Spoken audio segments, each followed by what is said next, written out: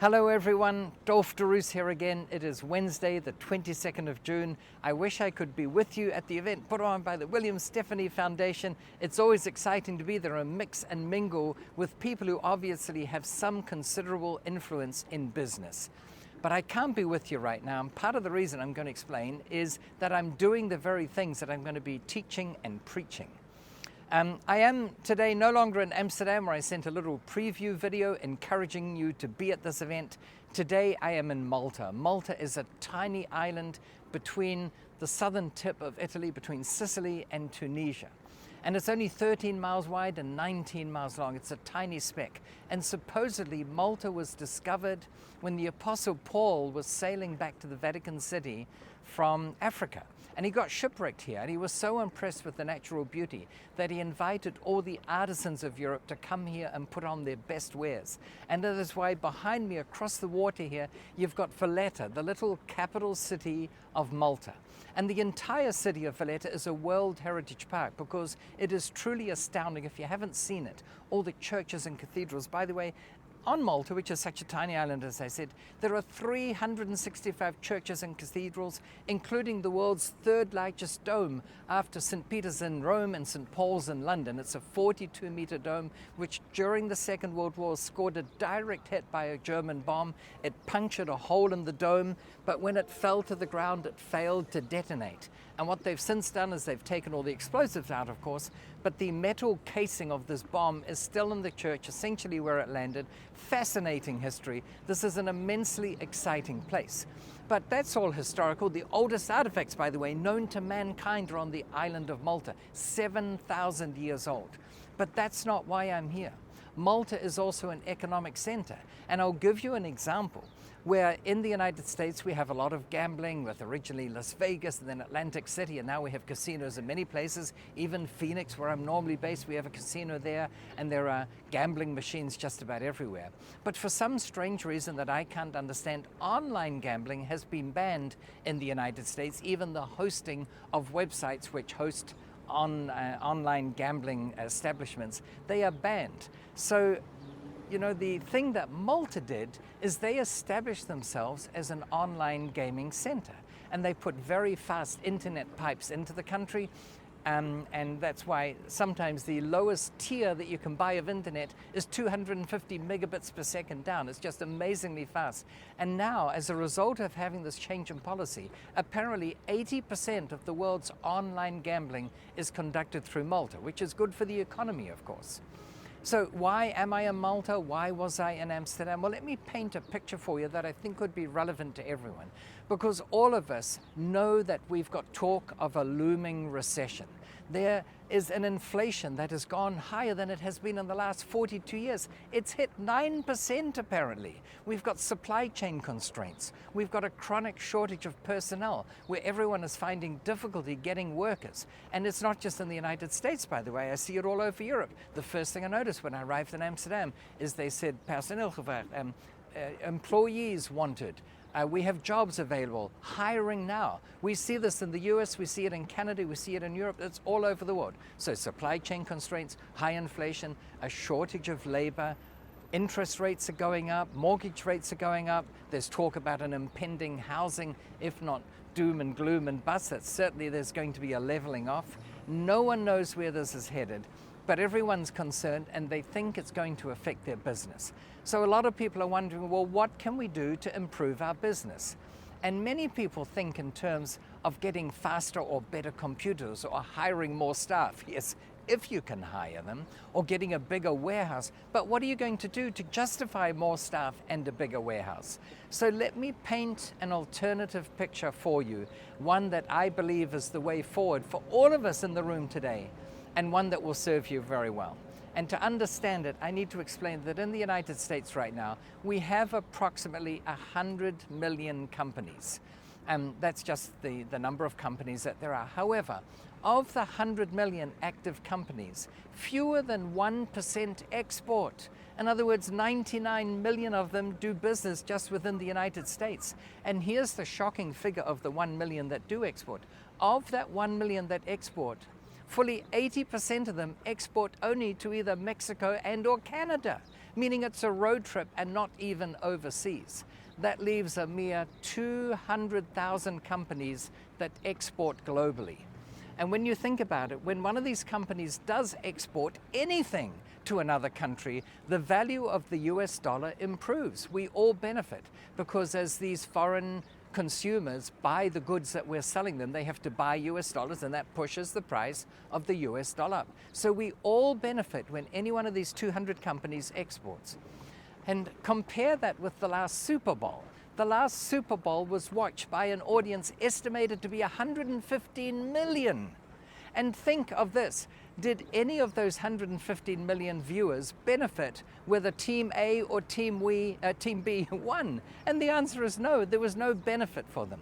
So think of it this way, 115 million people watch a sports game where there's no benefit to anyone of which team wins other than pride and joy and celebration, and yet only 200,000 companies export where it benefits all of us.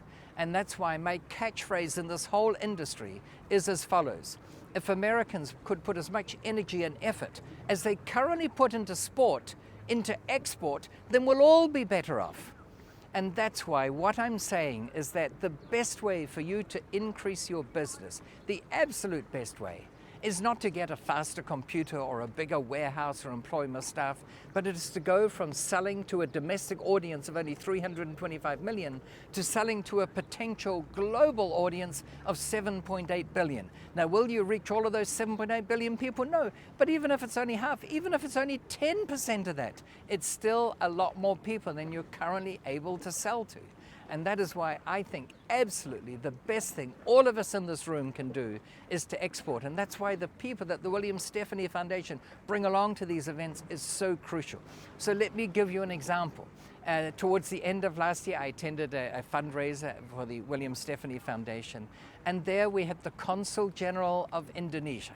Now, I happen to speak a bit of Bahasa. I've been there a lot. My parents, for some strange reason, actually got married in Indonesia. It's not a strange reason, but it's an anomaly given where people tend to get married. So I've got a bit of an affinity with that country, and we got talking, and there are so many opportunities for trade, bilateral trade, between Indonesia and the United States that I think it's criminal almost that people aren't doing that.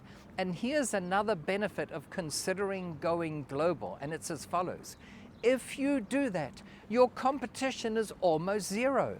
When I go on missions to other countries, Indonesia, Thailand, Malaysia, Singapore, Japan, Cambodia, Vietnam, and here in Europe, Italy, France, Germany, the Netherlands, the United Kingdom, there are hardly any other US companies doing the same thing, which makes it so easy to get established.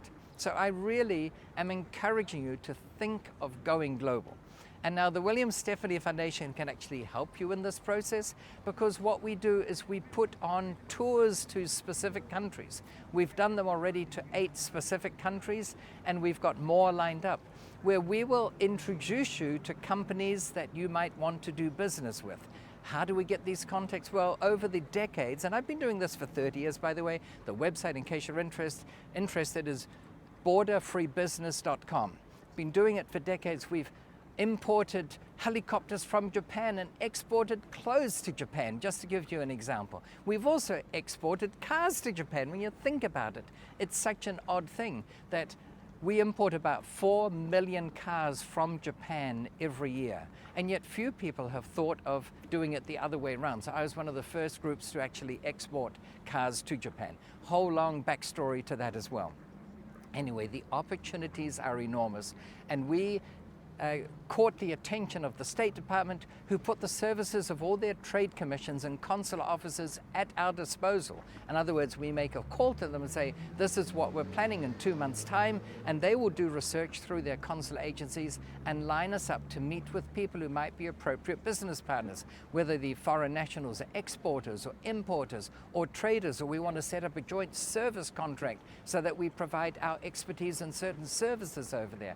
At the end of the day, the what that you're doing doesn't really matter. The main thing is that you actually do something. And that is where I find we need to change our attitude a bit. Americans, and I love living in America, I live there by choice. I think most of you know I've got multiple passports, I can live anywhere. But I have a choice, and I choose to live in America. However, as a nation, we tend to have a very low propensity to having a passport. In fact, in the Western world, Americans have the lowest uptake of passports. And there's nothing right or wrong about that, but I would say if you don't have a passport, get one and go and do some trade in another country. You'll be stunned what that can lead to. So we only have about 26% utilization of passports. Of those who have a passport, only 5% use them in any 1 year. So again, this means that your competition has been decimated. And what I really encourage you to do today, at the event you're amongst the right people. And by the way, State Treasurer Fiona Ma, thank you for being here. I'm looking forward to hearing a recording of your words, because she is really behind this movement to increase trade from California, to bring us back on the map, to bring us back onto the forefront of doing well. And it's so easy to get there. It is so easy in the world we live in the economic world, to beat the average. And if nothing else, I consider myself a master at the art of beating the average. And to beat the average, you don't need to do one thing 100% differently, not at all. All you need to do is do 100 things 1% differently. Because any one of those things that you do 1% differently may not make much of a difference. But when you add them all up, then cumulatively, they have a massive impact. And you can double or treble the impact you have in a foreign country. You can double or treble or more the profits you make. And all it takes is absorbing information, talk with everyone at the event today, absorb what they have to offer, make a decision as to what you're going to do, and decide to do something. Because the worst thing you can do is to do nothing. In fact, I'd put it to you that doing nothing of itself is a decision.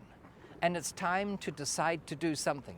Because there's an old saying, I'm sure you've all heard it before, the biggest folly in the world is expecting different results and not doing anything differently. If you do the same things every day, then all you can expect is to get the same results every day. And that is why I encourage you to make a decision to do something, anything, something that you haven't done before. My passion is to help people go global, hence the fact that I've been offering this service for over 30 years. We've had some spectacular results. I'm happy to share them with you if ever we come to meet, and maybe we can help you go overseas. But talk with people from the Williams and Stephanie Foundation, talk with Daniel, talk with Ling. They can help you go from being a domestically operating company to being global. And I know some of you already are global and you're thinking, you're not talking to me because I'm already global. How can you go global to more countries? How can you expand your reach? All it takes is one idea, and that can set you off on a path to double or treble or quintuple your revenue and maybe even your profits. Thank you so much for listening. I'm getting back to the job of actually doing this. I hope to get good feedback, not just by the end of today as to how the event will have gone, but also in the months and even years to come, about how hopefully some of the things I've suggested might have sparked this bit of desire in you to actually give it a go, and then you may have found that it's been spectacularly successful. When I get feedback like that, I think it's worth my while.